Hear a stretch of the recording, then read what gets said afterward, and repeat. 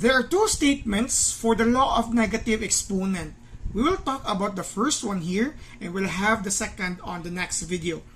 The first statement for law of negative exponent tells us that if we have an expression raised to a negative exponent, we can rewrite it into a rational expression where we have a numerator of 1 and our exponentiation will be placed at our denominator, making the exponent positive.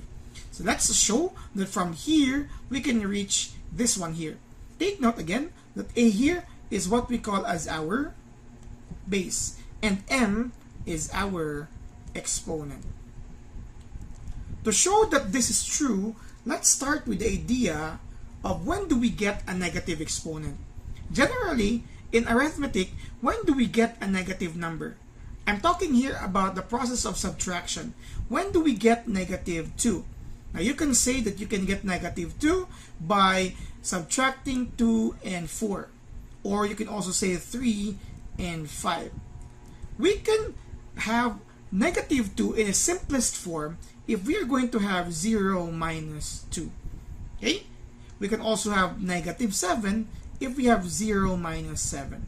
Now let's use the idea with zeros here. If we have negative m, we can get negative m by the difference of 0 and m. With this in mind, we can rewrite this expression as a to the power of this form 0 minus m. Okay.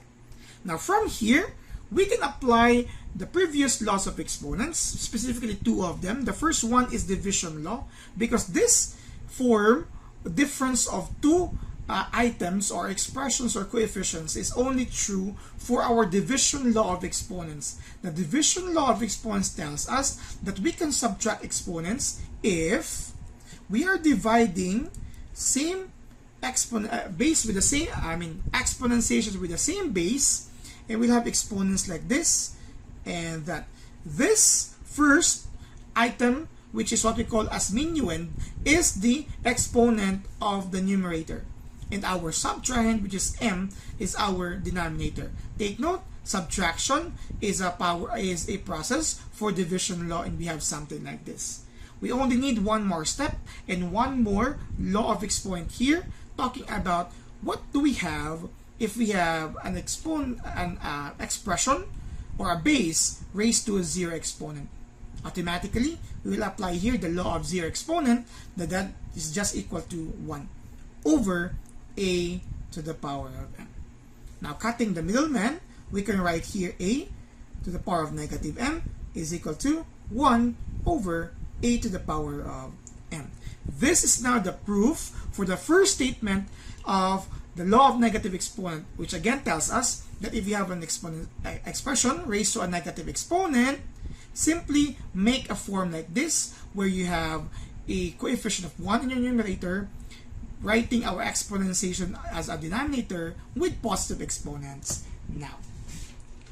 Again, this is properties, laws, and the theorems. Please subscribe now.